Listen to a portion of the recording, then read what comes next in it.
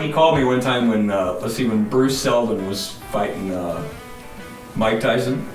He goes, Kelly, I'm having dinner down here with Bruce Seldon. I want you to come down. So I go down to this big fancy restaurant. There's all these people sitting around this table, and they're all in suits and ties. And there's like, there's like 15, 20 people there. My dad's sitting next to Bruce Seldon. And so the check comes, and my dad goes, give me that check. So he looks over, he takes the check, he looks over, he goes, yep, that's right.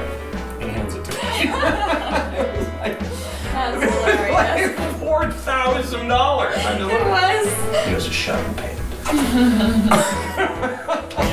His name became a household word. He did break every bone in his body. Hero, or is it madman? He was the self-proclaimed last gladiator in the New Rome. Boom, boom, boom, boom. Gonna shoot you right down. Here is Evel Knievel.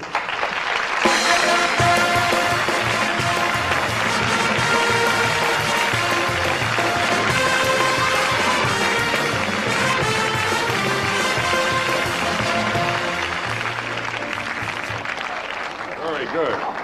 Johnny, I'm holding the famed walking stick.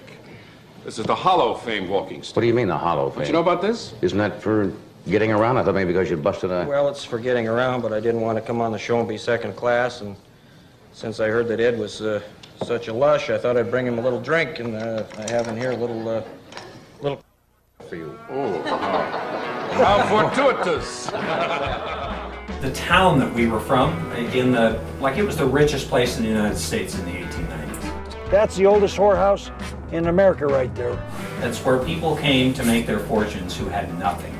That was Blonde Edna's whorehouse. People did what they were going to do. So that's for sure contributed to my dad's character. They had 500 women working in one square block here. The prostitutes were real good for the town. In Montana, we have a saying, people have two tongues. They have a tongue in their mouth, and they have a tongue in their shoe. We don't really care what they say. We're gonna go by the most famous bar in the whole world, Pisser's Palace. Isn't that wonderful? So there's all kinds of people out there that talk about, Tony Robbins talks about things. Who cares? Let's just do something. But he was a doer and he was a talker. If he'd have just said those things without doing anything, you wouldn't be sitting here talking to me right now. I do not ask for your respect, I demand it, and that's the way it's going to be. He wasn't afraid like people are today. He wasn't afraid of failing.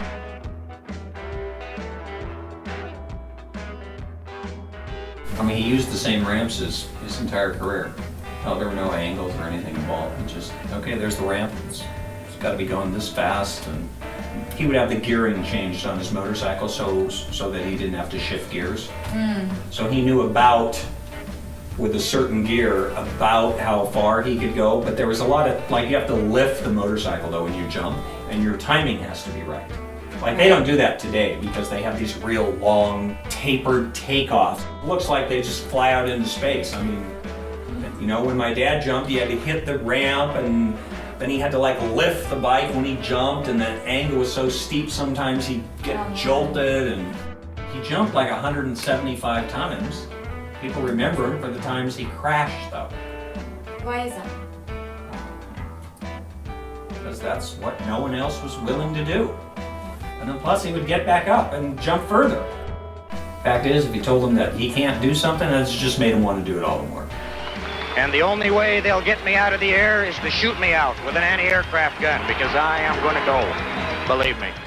What his whole show he did was 15 minutes. How do you put 80,000 people into a stadium to come and watch some guy for 15 minutes? He was just being who he was.